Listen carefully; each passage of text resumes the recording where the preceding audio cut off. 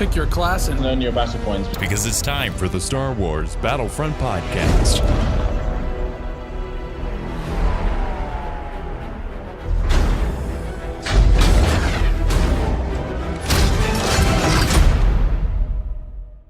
Welcome to episode 144 of the Star Wars Battlefront podcast. I'm your host, Sage Goodwin, joined by my brother and co-host, Sam Goodwin.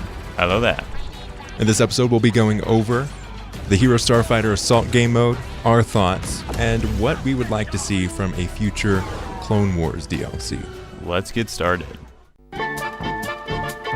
So, for the July update, there was many changes, one of which was the addition of Hero Starfighter Assault, which is more towards the style of Battlefront 2015's Heroes vs. Villains, where you get a set amount of heroes, and once you die as those heroes, you respawn as a regular fighter ship. So imagine Heroes vs. Villains with ships, and you've got what Hero Starfighter Assault is. You've played a little bit.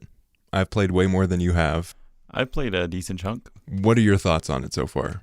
Well, I was never the biggest fan of the Starfighter Assault to begin with. I think this is like one of your first times ever playing a Starfighter Assault game mode. The only reason I actually played this game mode was to get the Han Solo Hoth skin. So I'm not good at it, but I wouldn't say I'm bad at it. Mm-hmm. I don't know. It just seems the damage output and everything seems so weird. I'm not used to it, so I can't say if it's balanced or not. But I did enjoy it. It's nice to play like those, you know, the Darth Maul scimitar. Only thing bad about it, I have to say, is like the heroes have like 4 Millennium Falcons. I think it's 3. So they've 3. got the OG Millennium Falcon where you've got Han Solo and Chewbacca flying in. Then you've got the Rey and Chewbacca flying in. Then you've got Lando and L3 flying in. All of them have different variations on their gameplay, and they also have different voices that show up depending on the game. But they all 3 share one common trait. They're all giant discs that eat lasers, and they suck. Like, all the villains are based on mobility, and they just, like, destroy the rebels. But I still haven't played enough to where I can say which one wins the most. That's just my experiences so far. I think it's balanced because I've played with varying degrees of people who were varying degrees of skilled players. One match, the other team was super overpowered, and either way, they won. Then another team that I was on, we were both very balanced, so it was a back and forth kind of thing. I feel like the heroes have a slight advantage. From my experiences, the heroes are able to come back much faster. They do have more fighters to choose from, hero-wise. I think they have like 2 more or 3 more. Just the regular ones? No, the hero ships. The hero ships. I think they have an even amount.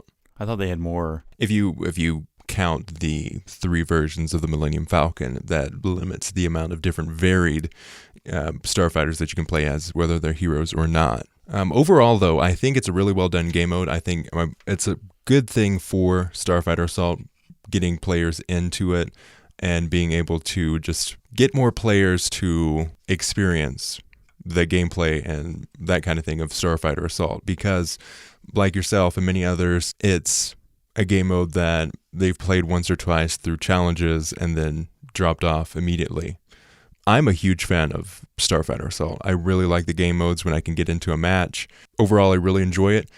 Right now, the game is kind of buggy. Just overall, Palpatine is still gone, but we are getting a patch later in this month that will fix that. Another bit of news, Finn and Palpatine will not be getting, there are no plans for Finn and Palpatine to be getting lightsabers in the near future. So if you're waiting for that, it won't be happening. Which is understandable. Yeah, it wouldn't make sense for the game mode. Yeah, because it has to be balanced in some sort of way, and if you're having plus it doesn't make sense for Finn to have it in the first place since he doesn't know he's not force sensitive. He used it for one battle. And he lost terribly. And then Palpatine, I mean, they've never had him a lightsaber, and the original trilogy doesn't focus on his lightsaber either. It's more of his force abilities. Before we leave the topic of Hero Starfighter Assault, I asked on Twitter what you all thought. Spartacus Inc. replied with, just like Heroes vs. Villains from Battlefront 2015, but in space. Only issue is how the hero ships are unbalanced, plus how good ships get nerfed. Overall, I think that is a just comparison. Ham Der Oscar loves it. It's so nice to finally have a game mode where I can easily level up my hero ships. Overall, I think it is a fun game mode even when I have to play as normal starfighters. At this moment, it is in my top 3 favorite game modes. And then Mark at Mark Gambit 87. Good, but the replay value for me is low. Would like to see more ships added to the game. Still want an enforcer class added to it, like Wiggies on the ground. Let's have playable starfighters and B-Wings as enforcer classes.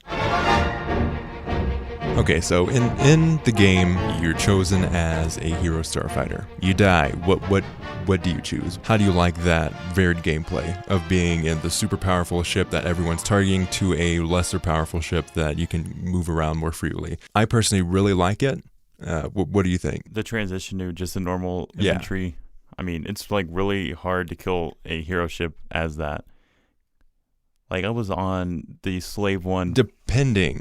Depending on which class you choose. Yeah, and I chose a bomber class, which does more damage. I did one of the X-Wings, farthest to the right X-Wing. I don't remember the names. I'm not that familiar with. Not the Interceptor. It's not the Interceptor, but one of the furthest right X-Wings. And I was able to track down the Slave 1 and get the Slave 1's health down to about 20%, all with just a regular fighter class. And it's all dependent on which ones you choose. Slave 1 is cancerous in this game mode. All they do is circle around and everyone follows them and can't shoot them. Yes. A big tip, if you are in a ring around the rosy kind of setup for the game, fly away and then fly back. Yeah, I finally figured that out, but it's... I don't want to get away to regen because the regen is really fast in this game mode. There was matches that went on super long because there was only one hero ship on each side and they just kept running away and regening. Mm-hmm. Which it varies the game mode, I think.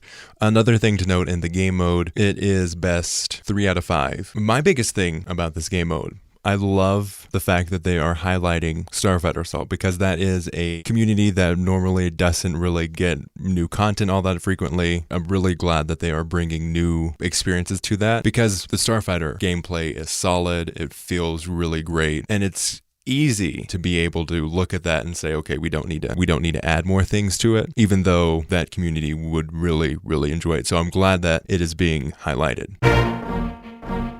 Another thing that happened in the past week, Clone Wars is coming back for a 7th season. # Clone Wars saved. Or ruined. Could be ruined. I mean, that series ended trippy. They put in depth the deities of Star Wars. You know, that Netflix original last season, that got weird. Yeah, like the origin of the Force. That wasn't at the last of it, was it? I believe it was. That was in the middle, I believe. The middle of the last season. I don't think it was the last season. Thought it was. The Netflix original 6th season was, I think it was focused on Yoda. I haven't watched the series in maybe a year or two, so it's been a while. I don't know exactly how it ended. But overall, I'm glad to see them going back to that era. And I tweeted on Twitter, after watching the new Clone Wars trailer, I want a season dedicated to the show more than ever. Just the show. I know with season 3, we're getting the prequel era content, but I would love to see just a show season. Then I asked, what are some of the big things you'd want to see? Adam Fiction at Adam Frederick 10 has thought a lot about this.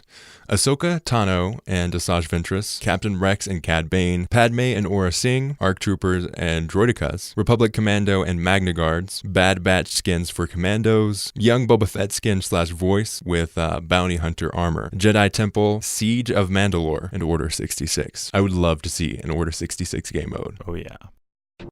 The time has come. Execute Order 66. Have 6 or 7 clones versus 1 Jedi. Mm-hmm. On Coruscant. Oh, yeah. On Felucia. How would that work? So, would they vanquish? I guess it's not canon anyway, so it's either you win or you lose. You execute Order 66, or you don't. Ryan Syme at Ryan Scott 00. Krell Battle of Umbara. That is definitely a highly requested kind of thing to be added to the game. Joe Novacore Joe says, I don't think it will happen, but I would love to see Ahsoka and Cad Bane. I would definitely be an Ahsoka main. Cad Bane, I think, would be an awesome character. I could see them doing a DLC for the Clone Wars, but would be about this new series, not the previous. Because they're making all these DLCs out of new content of Star Wars, Solo, The Last Jedi. And this actually is really convenient for him, gives him an excuse to later down the line make a Clone Wars DLC. Mm-hmm.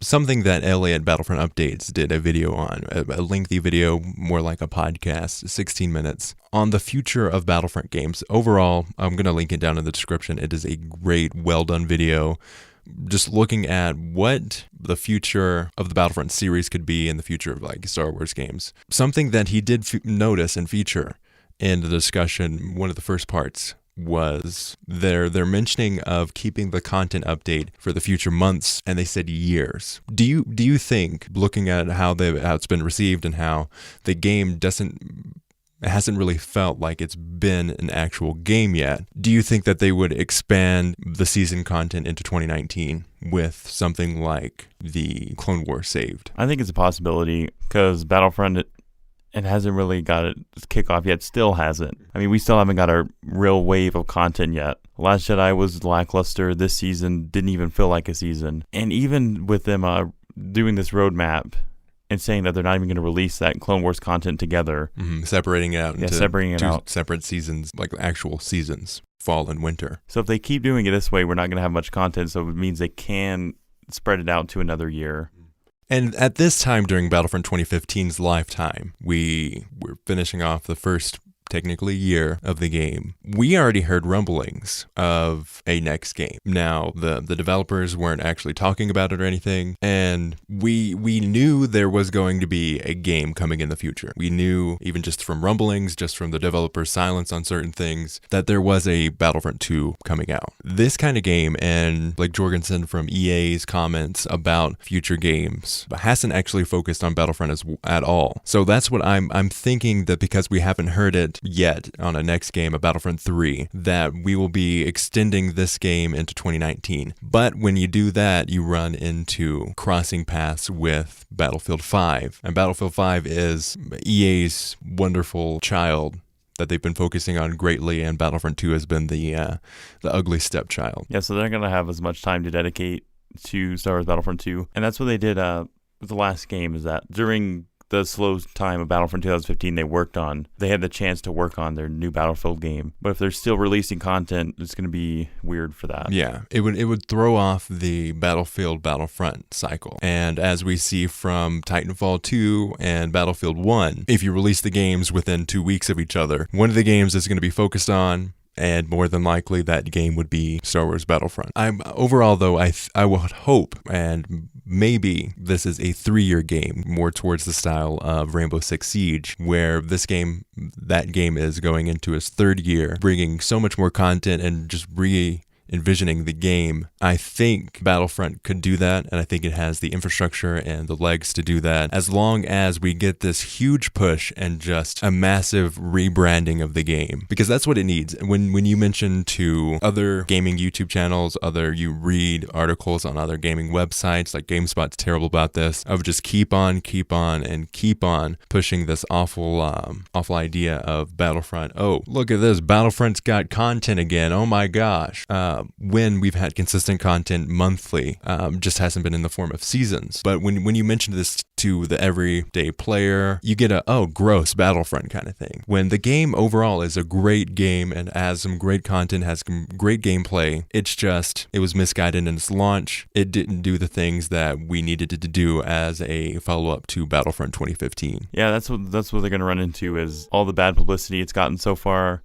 They still haven't rebounded from that, even though like the Clone Wars content was announced and people have been keeping their eyes on this. They still kind of dash those dreams with not even releasing it together, by spreading it apart. But we'll see how the gap varies. If it's like, what we had between the Last Jedi and the Solo season. If it's like that length, it's going to hurt the game a lot. But if it's like as they promised, every couple months it comes out, it's gonna be a hit. Definitely. I'll be interested to see once we hit August, how the roadmap will change, because it's going to be a constantly evolving kind of roadmap for the game. So I'm interested to see what they do with that, and if they do continue with the idea of, okay, maybe this content is going to be done sooner, so we're going to change the roadmap to reflect that. They need to actually make a roadmap. This last roadmap, everyone knew everything on that list. Mm-hmm. It was no surprises. We knew the dates, we knew the content, so it's not even giving us anything that we wanted or needed. Mm-hmm.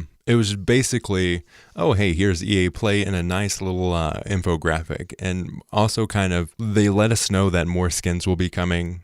And they didn't deliver on what they promised at EA Play, where they announced the prequel season to be this huge content drop with 2 heroes and 2 villains. Come to find out, once we get the roadmap, that isn't the case.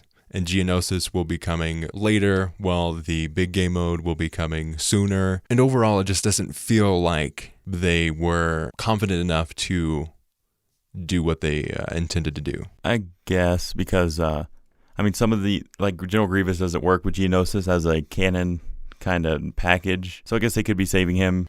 General Grievous is coming out first along with Obi-Wan. Oh, he is? Yes. On Geonosis? No, Geonosis is coming in winter. Yeah, that's what I'm trying to separate. I mean, yeah, it makes sense that they can release themed maps for it, but still we need more heroes and villains. We need the more content. Maps in particular, we've run very low. We haven't had many maps added, and some of the maps that we have added, Jabba's Palace, and we got one reused map, Jabba's Palace, and then we got a new map, so that we've only gotten 3 new maps since the launch of the game, and none of them have been based around the bigger game modes. Mm-hmm. Except for The Last Jedi with Crate. Yeah, the Crate, but that was like months ago. Mm-hmm. We haven't had a hand-in-hand kind of release with a game mode and a new map to the extent that we had previously with Battlefront 2015. Yeah, in 2015, we were getting more content at the same amount of time so far, more so than this game, which we were promised. More content, less time. We're getting less content, more time right now. We're getting less content more frequently, though, because we are getting something every month. It just isn't as massive as what we're used to in Battlefront 2015, even though maybe if you spread it out over the 3 months that it took to get a new DLC drop. But these aren't season-based, which is what we picture as content packaged up as. This is like, here little babies, here are your pacifiers, because we need to buy time until we get a good content drop. Yeah, I just think they're trying their best to get the things that they need done. They're trying, because these people work on the game. They work and toil on the game day in and day out. I understand that. Bringing content. And then when we as a community go and berate them and just bash them, we try and stay away from that on this show, but as just a community as a whole, going on Reddit, going on Twitter, and just spamming Benwalk, just bashing all of the people involved in the game, that takes away from their enjoyment of making this thing and expanding it. If they spent the time that they have on these limited time only game modes and these little content drops on the season, we would have better quality content. But it would come out less frequently. Yes, but I would be willing to wait for that. And but that's where it gets into the nitty-gritty and the kind of the double-edged sword. I really like the limited time game modes that they have, while James and Jill over there may not. Maybe their main thing is getting new maps, while mine is getting new game modes. And then you kind of have to balance that out. Maybe this month we get a new map and a new game mode, or what will probably really hurt the game, as in the solo DLC, is that by the time that they probably wanted to kill some time to where they could release their content for solo, but really in that amount of time between The Last Jedi and solo, they could have released something else. Yeah, they could have released something bigger. I think that's the main thing. But we also have to keep in consideration that during the time between I know they worked on the progression Jedi, system. They had the progression system, which was vital to the game. That took away a lot of man hours from adding new content. And they were probably at the point to where they finished the progression system. It's a little while away to solo, so we can just wait a little longer. Mm-hmm. And solo was very much a give us some time to do other things and plan out what we're going to do for the future DLC. It was one of those seasons where, okay, we've got this content from Battlefront 2015, we've got this map from the new Solo movie, and then we've got these skins, along with Extraction returning. That was very much, we got a lot of content in there, but it wasn't exactly what we were expecting in a season, and that wasn't, I don't think, communicated well on exactly how that season would function. Up until the release, we were wondering whether or not there was a hero and a villain going to be added like the previous season. And Solo kind of just spread itself thin with its content. Like we just got this new game mode that was with the Solo season. I mean, it's nice to have it spread out, but then again, I just like to have everything released in a little tight box at the same time. See, and I think this is as a community where it gets difficult as developers to make content, because you may want just big drops less frequently, while little Johnny over there wants smaller drops more frequently. So overall, it's because Johnny doesn't have a developed mind, and he doesn't have the realm of patience that most players have. Come on, Johnny, you're ruining this game. So I'm looking forward to seeing how they approach that. And I think just as a community, we should be more receptive. We shouldn't give them a free pass just because. We need to be able to, as a community, go in and offer constructive criticism. And instead of just being like, oh, this game is trash, why does anybody play it? That kind of thing.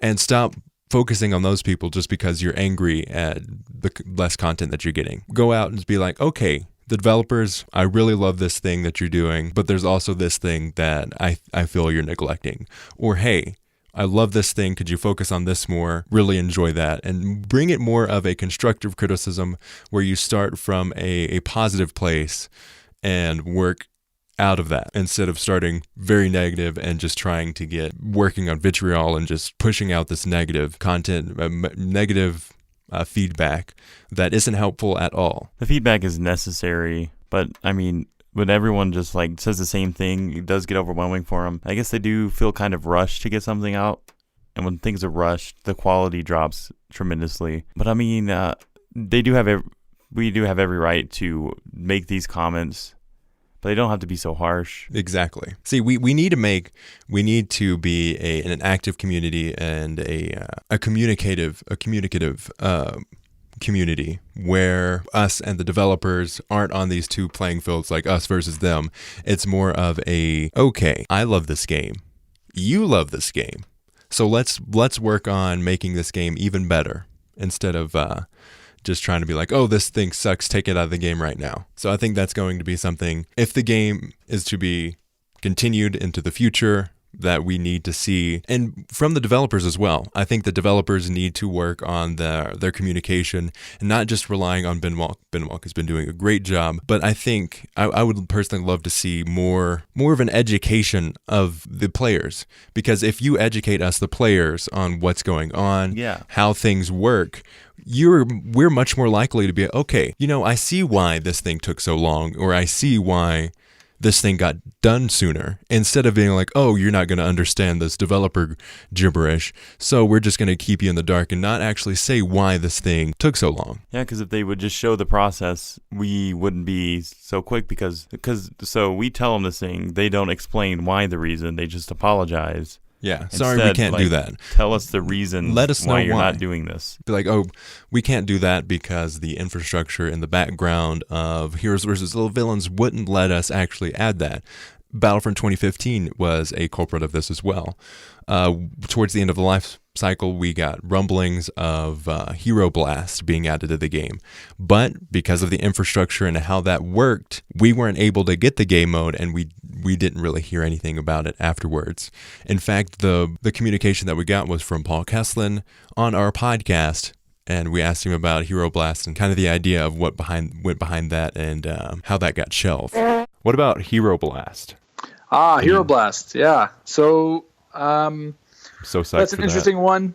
That one is, sometimes, this goes to something I mentioned earlier about us working iteratively and trying to tweak things as time goes on. Hero Blast is something that we started work on at one point, but it's something that we had to pause for various reasons. So part of it is in the code, unfortunately, but nothing to say about that mode itself. And sadly, not everyone listens to our podcast. So I just think that is something that we need in the community, letting us know why certain things are added and why certain things can't be added. Finishing off the last couple tweets regarding the Clone Wars TV show season. Bacon Games at Bacon Games NL says Ahsoka, Mandalore map, and Mandalorian reinforcements. I would love to see that. Eduardo J at Imperial Ace 1985. Totally agree, but Season 4 should give it a shot at Scarif Shieldgate, Beach, and Citadel Tower. Because Rogue One, after the fact, has become a very popular want in the community. I mean, if we're getting like Extraction and Jabba's Palace ported over, like, you know, we can get Rogue One content back. And maybe I would love to see that. Say, okay, I'm Ben Walk. Hi, I'm Ben Walk. I go out on Twitter and say, okay, after Clone Wars, this is what we're doing. We're going to try and take a break on the huge additions. And we're going to focus on bringing back some of Battlefront 2015's maps and content so we can bring something in later. What they should do is, like, while they're not too focused on Battlefield, they need to start pumping out new content. And when they're working on Battlefield and squaring that away, they should be porting old content over to where they have to do less work. Yeah, it's different work. It's still work. It's still an amount of man hours that goes into it. But the ideas have been created. They're already there. They already know what the map would look like, and it's easier to port over those older maps because they've already got the assets and all that stuff. It's in the same kind of engine than it is to go in and hand create a completely new map. So I would like to see them say, after this huge content drop of the prequels, what we're going to do is take a break and look back on Battlefront 2015 and add some content from that so we can get a perspective on, we can give fans of Battlefront 2015 some content that they love and also get an idea of what going forward the next season will be. Friend of the podcast, Henry Banning, at Henry Banning 1, says there could be a great opportunity for an awesome single-player campaign. Something like an Umbara campaign would be great. Yeah, that's another thing I would like to see them add. More campaign content. They need to start fleshing out the campaign a little more. It doesn't necessarily have to be Iden Versio. It can be go back into all three eras that it has. And we're not talking about like a full-fledged, like maybe some missions, like some stories. Just one mission, 2 missions, just something that will get you into the mood and add something to the Star Wars universe. Not to the extent of the Iden Versio campaign, just smaller things. More like Battlefield 1's campaign, where it just has these little vignettes that you can play. Sweet River Baines said, I'd like Jango Fett as an alternate skin for Boba Fett. And I think that's something that would be easily added and fans would really enjoy. But I think that's about it for this episode of the Star Wars Battlefront podcast. Thanks for listening. I've been your host, Sage Goodwin. I'm Sam Goodwin. You can follow us on Twitter at SWBP Podcast. Our email is battlefrontpodcast@gmail.com. You can support us on Patreon, patreon.com/battlefrontpodcast, or on PayPal, paypal.me/tie-dye-sheep, TYEDYESHEEP. That is just a great way to help us keep the podcast going. Also help support the podcast. Another way, completely free to help support the podcast, is to leave a review on iTunes. We've had some fantastic reviews on iTunes recently. Thank you so much. We got to the hallowed Order 66. We have 66 reviews on there. Hoping by the end of the year to get to 100. And that helps us out in iTunes search. It helps other listeners out. And we also get to hear your feedback. We have a YouTube channel, youtube.com/the Star Wars Battlefront podcast. And in the future, we want to do more content there that's not necessarily just the podcast uploaded there, but also some other things like we did before. You can listen to the show on iTunes, SoundCloud, Stitcher, Google Play, or anywhere you find podcasts. As always, thanks for listening. And may the Force be with you.